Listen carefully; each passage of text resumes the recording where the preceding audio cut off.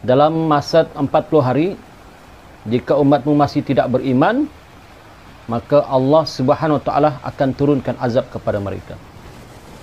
Maka bila mendengar firman Allah itu, bila mendengar apa yang diwahyukan oleh Allah kepadanya itu, maka Nabi Yunus semakin giat berdakwah, menyampaikan kepada kaumnya, wahai kaumku, insaflah, janganlah lagi menyembah berhala, yang itu ada perbuatan yang syirik, ya.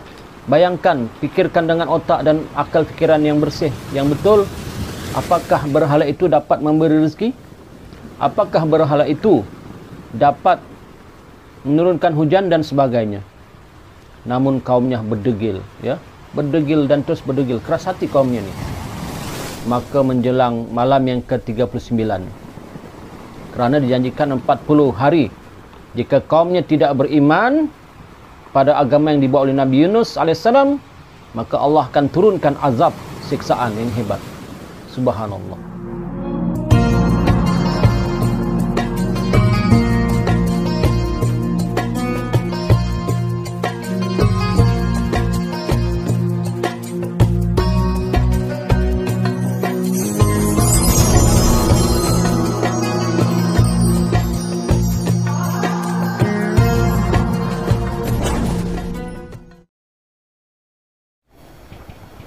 Bismillahirrahmanirrahim. Assalamualaikum warahmatullahi wabarakatuh. Alhamdulillah wa syukrilillah wassalatu wassalamu ala rasulillah wa ala alihi wa sahbihi wa man tabi'ahu awala. Bersyukur kita kepada Allah Subhanahu wa taala dengan kesyukuran yang banyak. Moga-moga Allah Subhanahu wa taala melipat gandakan lagi pahala kita dalam kita beribadah, dan moga-moga Allah Subhanahu wa taala merahmati kita, merahmati kehidupan kita hingga kita selamat di dunia dan di akhirat.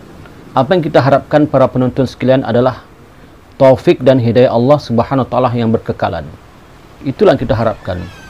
Taufik dan hidayah Allah Subhanahu wa taala yang berkekalan. Kemudian tak lupa juga selawat dan salam kepada Nabi besar junjungan kita Nabi Muhammad sallallahu alaihi wasallam. Allahumma salli ala Sayyidina Muhammad wa ala ali Sayyidina Muhammad. Alhamdulillah. Para penonton sekalian, dalam Al-Quran banyak diceritakan kisah-kisah Nabi, ya, kisah-kisah Rasul, iaitu 25 Rasul yang juga Nabi yang wajib kita pelajari, imani dan pahami. Kerana kisah-kisah Nabi ini banyak memberi teladan kepada kita, banyak memberi keinsafan kepada kita. Bila kita membacanya, bila kita mendengar ceritanya, timbul keinsafan di dalam diri kita. Subhanallah, betapa sabarnya Nabi-Nabi ini, ya, betapa sabarnya Nabi-Nabi ini. Contoh seperti Nabi Yunus alaihissalam. Nabi Yunus alaihissalam namanya adalah Yunus bin Matta ataupun Zunnun, ya, nama lainnya Zunnun. Nabi Yunus bin Matta ini telah berdakwah kepada kaumnya, selama 33 tahun, ya, berdakwah menyampaikan agama ilahi, agama yang benar. Kerana kaumnya pada ketika itu hanya menyembah berhala sahaja, menyembah berhala.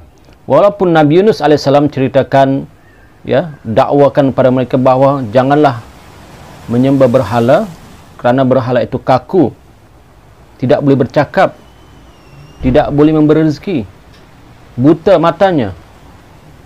Namun kaum Nabi Yunus alaihissalam ini amat degil dan keras hatinya.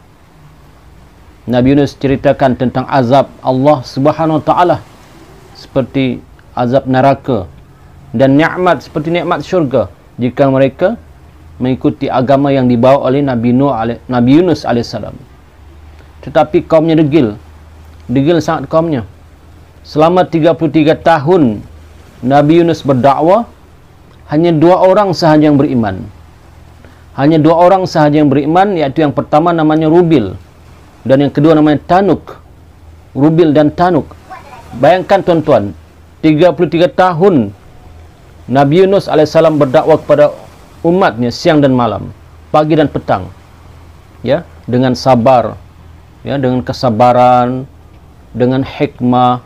Biasalah kadang-kadang umatnya menuduhnya gila, umatnya memaki hamunnya, bahkan umatnya mengungutnya bermacam-macam, sehingga ada yang mengunggut untuk membunuh Nabi Yunus alaihissalam. Begitulah usaha dan kesabaran Nabi Yunus siang dan malam berdakwah kepada kaumnya supaya meninggalkan perbuatan yang salah, meninggalkan perbuatan yang syirik, iaitu menyembah berhala, yang kaku, yang tidak boleh bercakap, yang tidak boleh memberi rezeki. Subhanallah. Akhirnya Nabi Yunus alaihissalam pun berdoa kepada Allah Subhanahu wa taala, ya, memohon kepada Allah supaya diberilah hidayah kaum Nabi Yunus ini, diberi hidayah oleh Allah Subhanahu wa taala. Kemudian Allah berfirman kepada Nabi Yunus, wahai Yunus, berdakwalah, teruskanlah berdakwah, jangan putus asa. Dalam masa 40 hari, jika umatmu masih tidak beriman, maka Allah Subhanahu wa taala akan turunkan azab kepada mereka. Maka bila mendengar firman Allah itu, bila mendengar apa yang diwahyukan oleh Allah kepadanya itu, maka Nabi Yunus makin giat berdakwah, menyampaikan kepada kaumnya, wahai kaumku, insaflah, janganlah lagi menyembah berhala, yang itu ada perbuatan yang syirik, ya. Bayangkan, pikirkan dengan otak dan akal fikiran yang bersih, yang betul. Apakah berhala itu dapat memberi rezeki? Apakah berhala itu dapat menurunkan hujan dan sebagainya? Namun kaumnya berdegil, ya, berdegil dan terus berdegil, keras hati kaumnya ni. Maka menjelang malam yang ke-39, kerana dijanjikan 40 hari, jika kaumnya tidak beriman pada agama yang dibawa oleh Nabi Yunus alaihissalam, maka Allah akan turunkan azab siksaan yang hebat. Subhanallah. Maka Nabi Yunus makin cemas. Nabi Yunus khawatir dan cemas. Apakah yang perlu dilakukan sedangkan umatnya degil? Umatnya degil. 33 tahun berdakwah, hanya 2 orang yang beriman. Maka menjelang malam yang ke-39 dan esok ke-40, Nabi Yunus dalam keadaan marah, ya. Dalam keadaan marah, ya. Dan kenapa tak marah, tuan-tuan? Cuba pikirkanlah, ya. Dah diberitahu bahawa janganlah menyembah berhala, janganlah menyembah batu yang kamu bina sendiri, kemudian kamu sembah sendiri. Kamu bina, kamu buat patung menyerupai manusia yang besar, kamu sembah, sedangkan patung itu tidak dapat memberi apa-apa pun kepada kamu. Degil sangat. Kata kaumnya, ini adalah agama nenek moyang kami, wahai Yunus, jangan ganggu kami. Ini adalah agama nenek moyang kami. Maka Nabi Yunus makin khawatir kerana masa itu telah dekat yang dijanjikan oleh Allah Subhanahu wa taala. Maka Nabi Yunus pun meninggalkan tempat itu, meninggalkan negeri itu untuk pergi ke tempat yang jauh, kerana Nabi Yunus khawatir nanti kalau balak turun, maka dia pun kena, ya. Subhanallah. Subhanallah. Betapa hebatnya, ya, cubaan para nabi ini. Maka sampailah Nabi Yunus ke tepi pantai, dan Nabi Yunus alaihissalam pun melihat ada kapal yang tengah berlabuh. Maka dia pun menumpang, naik untuk pergi ke tempat yang jauh. Kapten kapal itu, setengah riwayat mengatakan kapten kapal itu mengenali bahawa yang naik itu adalah seorang yang saleh, iaitu Nabiullah, Nabi Yunus alaihissalam. Maka berjalanlah kapal itu, berjalan dan terus berjalan, ya. Kembali kepada cerita tadi, cerita tentang kaum ini, kaum Nabi Yunus alaihissalam ini. Ketika itu, maka malam yang ke-40 ataupun hari yang ke-40 telah tiba.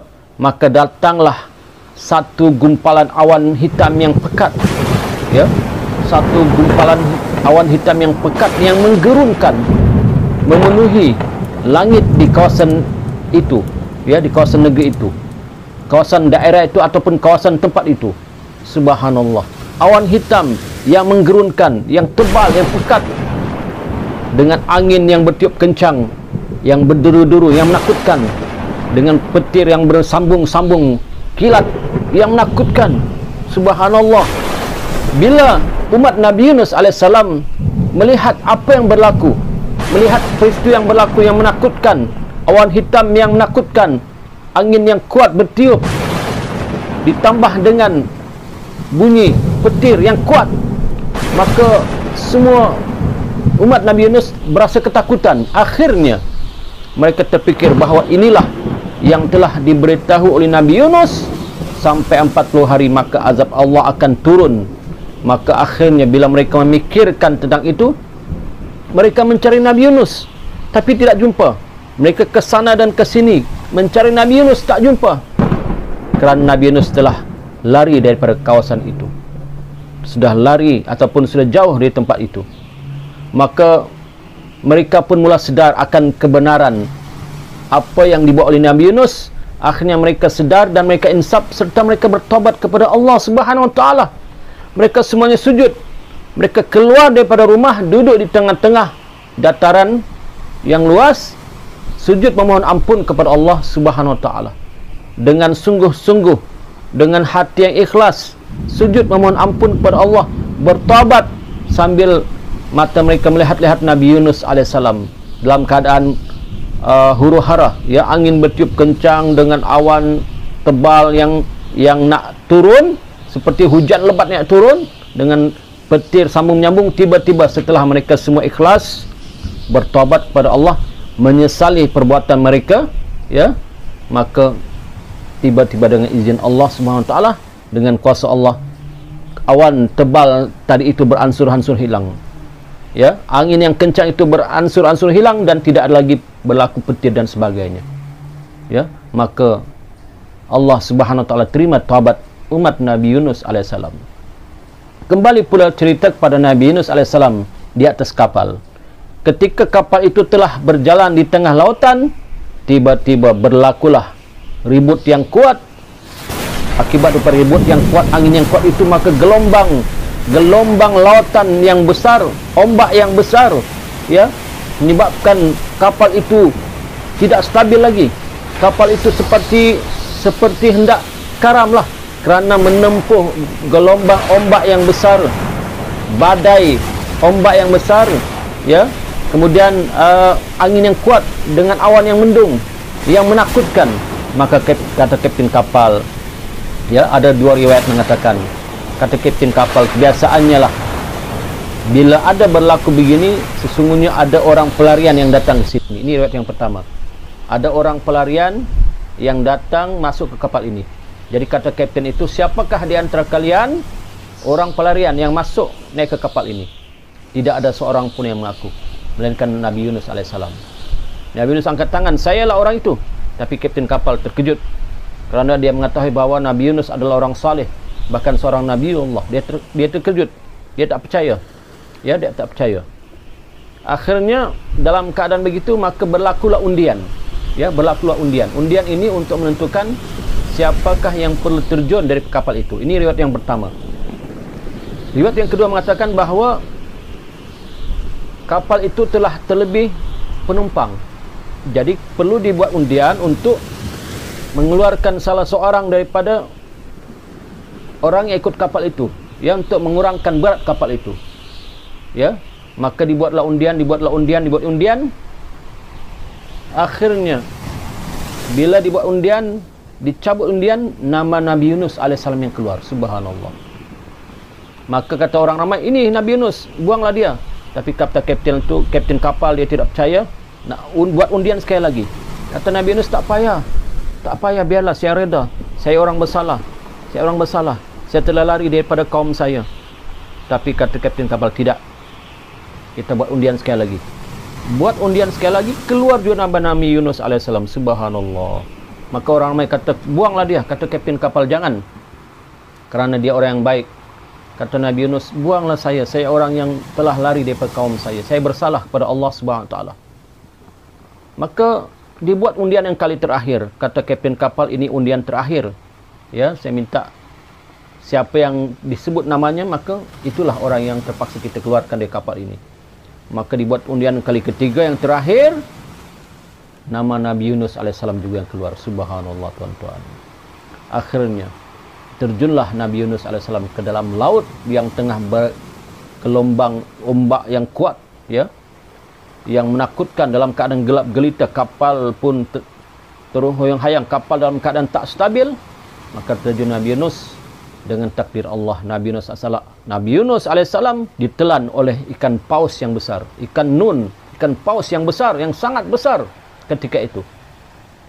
Menelan Nabi Yunus dan membawa pergi masuk ke dalam dasar lautan yang luas. Subhanallah. Mengikut riwayat mengatakan Nabi Yunus merasakan dia telah mati. Ya. Tetapi bila dia lihat, dia gerakkan badannya, boleh gerak lagi. Cuma dalam keadaan sempit, dalam keadaan gelap, dalam keadaan yang tidak ada cahaya walaupun sedikit pun. Maka berlakulah 3 kegelapan ketika itu. Ketika Nabi Yunus alaihissalam berada di perut ikan paus yang besar itu, ataupun ikan nun itu, berlakulah 3 kegelapan. Kegelapan yang pertama adalah kegelapan berada di perut ikan paus itu. Kegelapan yang kedua adalah kegelapan di dasar lautan. Memang dasar lautan memang gelap. Kegelapan yang tiga adalah kegelapan di waktu malam. Subhanallah. 3 kegelapan berada dalam keadaan situasi. Dalam keadaan situasi yang Nabi Yunus alaihissalam tidak dapat makan, tidak ada makanan. Jangankan nak makan, tidak ada makanan. Jangankan nak minum, tidak ada minuman ketika itu. Maka berlakulah penyesalan di hati Nabi Yunus alaihissalam. Berlaku penyesalan di hati Nabi Yunus alaihissalam hingga akhirnya Nabi Yunus alaihissalam berzikir, la ilaha illa anta subhanaka inni kuntu minaz zalimin. La ilaha illa anta subhanaka inni kuntu minaz zalimin. La ilaha illa anta subhanaka inni kuntu minaz zalimin. Ketika itu ikan paus telah membawa Nabi Yunus alaihissalam ke dasar lautan. Dan setengah riwayat mengatakan ketika itu ikan paus tertidur. Tapi Nabi Yunus teruskan berzikir dan berzikir. Dalam surah Al-Anbiya ada disebut tentang zikir Nabi Yunus alaihissalam. La ilaha illa anta subhanaka inni kuntu minaz zalimin. La ilaha illa anta subhanaka inni kuntu minaz zalimin. Ya, maksudnya, ya, tiada Tuhan melainkan Engkau, Maha suci Engkau, sesungguhnya aku telah menzalimi diriku sendiri. La ilaha illa anta, tiada Tuhan melainkan Engkau, subhanaka, Maha suci Engkau, inni kuntu minaz zalimin, dan aku termasuk orang-orang yang zalim, ataupun aku telah menzalimi diriku sendiri. Subhanallah. Begitulah zikir Nabi Yunus alaihissalam diulang-ulang Nabi Yunus alaihissalam selama berapa lama tuan-tuan? Selama 40 hari 40 malam. Selama 40 hari 40 malam Nabi Yunus dalam keadaan kegelapan, tidak makan dan minum, dalam keadaan penat dan sakit, ya, di dalam perut ikan paus itu. Ya Allah, menakutkan, mengerikan. Kalau kita lah sebagai orang biasa termasuk dalam perut ikan, apa kita buat? Subhanallah, mungkin kita akan pingsan dan mungkin terus mati. Tapi Allah bagi ketabahan kepada Nabi Yunus. Nabi Yunus terus berzikir selama 40 hari 40 malam. Akhirnya riwayat mengatakan ketika ikan paus itu tertidur di dasar lautan, maka zikir Nabi Yunus didengari oleh semua ikan-ikan di lautan, oleh semua haiwan-haiwan di lautan. Didengari, ya. Doa Nabi Yunus didengari oleh ikan di lautan, oleh semua haiwan di lautan, hingga mereka merapatkan diri kepada badan ikan paus itu. Bahkan para malaikat di langit mendengar satu zikir, hingga malaikat di langit keheranan, zikir ini datang dari mana? Ya, zikir ini datang dari mana? Bukan di daratan, bukan di udara, tapi di satu tempat yang terpencil, satu tempat yang jauh. Maka rintihan Nabi Yunus alaihissalam telah didengari dan juga telah diketahui. Sesungguhnya Allah Maha mengetahui, ya, akan taubat hambanya. Maka Allah perintahkan kepada ikan paus itu untuk membawa Nabi Yunus ke pantai di satu tempat yang tandus. Kemudian dimuntahkanlah Nabi Yunus alaihissalam di tepi pantai yang sunyi, yang tandus. Dalam keadaan Nabi Yunus, kata para ulama dalam kitab, Nabi Yunus alaihissalam dalam keadaan letih, sakit tuan-tuan, lemah badan Nabi Yunus. Bayangkanlah 40 hari dalam perut ikan paus, letih, dahlah sempit dalam keadaan dalam perut, ya, dalam keadaan tidak selesa lah dalam perut tu, ikan paus tu, penat, letih. Bila Nabi Yunus terdampar di pantai, maka terkenal badannya oleh panas matahari. Dalam keadaan lemah, Allah tumbuhkan di tepi Nabi Yunus yang dalam keadaan keletihan itu sebuah pohon ataupun pokok, ya, setengah riwayat mengatakan pokok labu. Maka berbuahlah pokok itu dan Nabi Yunus memakan buahnya. Maka dengan izin Allah, segarlah balik badan Nabi Yunus alaihissalam, segar kembali, ya. Maka Nabi Yunus terus setelah dia segar, sehat kembali, maka Nabi Yunus, ya, terus kembali kepada kaumnya, ya, untuk teruskan berdakwah, ya. Akhirnya Nabi Yunus telah diterima baik oleh kaumnya. Bahkan semua kaumnya yang sebelum itu tidak ingin beriman kepada Nabi Yunus, ya, mengucapkan terima kasih kepada Nabi Yunus, dan semua memeluk agama yang telah dibawa oleh Nabi Yunus alaihissalam. Alhamdulillah wa syukurillah. Ya, begitulah kisah ringkas cerita Nabi Yunus alaihissalam ketika ditelan oleh ikan paus, ya, di dasar lautan, tuan-tuan. Sebagai iktibar ataupun sebagai renungan kita, bayangkanlah betapa kesabaran para nabi ini, ya. Dan untuk mengetahui para penonton sekalian, nabi ini, nabi-nabi tidaklah berdosa, ya. Nabi-nabi tidak berdosa. Sebab nabi itu bersifat maksum. Maksum ni artinya terhindar daripada dosa, ya. Cuma Allah jadikan peristiwa ini sebagai iktibar kepada manusia, terutama manusia akhir zaman, sebagai iktibar ataupun sebagai ujian kepada Nabi Yunus untuk menaikkan darjat dan makam Nabi Yunus di sisi Allah Subhanahu wa taala, ya. Dan adalah hikmah di sebalik peristiwa ini yang hanya Allah sahaja maha mengetahui. Sebab itu zikir-zikir Nabi Yunus alaihissalam ini, ada sebahagian ulama mengatakan elok kita amalkan, ya. Elok kita amalkan, ya. Sekiranya kita ingin sungguh-sungguh kembali kepada Allah, bertaubat kepada Allah, amalkanlah zikir Nabi Yunus ini setiap hari. Daripada Sa'ad bin Abi Waqqas radhiyallahu an, bahwa Nabi sallallahu alaihi wasallam bersabda, "Da'watun zinnun iz da'a wa huwa fi batnil hut, la ilaha illa ant, subhanaka inni kuntu minadh dhalimin." Fa innahu lam yad'u biha rajulun muslim fi syai'in qattu illa istajaba Allahu lahu. Maksudnya, doa Nabi Yunus ketika baginda berdoa di dalam perut ikan paus, "Sesungguhnya tiada Tuhan melainkan Engkau, Maha Suci Engkau. Sesungguhnya aku adalah daripada orang-orang yang menganiaya diri sendiri. Maka sesungguhnya tidak seorang Muslim itu apabila berdoa dengannya untuk sesuatu perkara, yakni masalah, melainkan Allah Subhanahu wa taala akan memustajabkan baginya." Hadis riwayat At-Tirmizi. La ilaha illa anta subhanaka inni kuntu minadh dhalimin. Sesiapa yang ada masalah, ya, ada masalah ataupun ada urusan-urusan yang perlu diselesaikan, maka bacalah ayat ini, iaitu zikir Nabi Yunus alaihissalam. Mudah-mudahan Allah Subhanahu wa taala selesaikan masalah kita, ya. Allah permudahkan urusan kita. Allah ampunkan dosa kita. Subhanallah.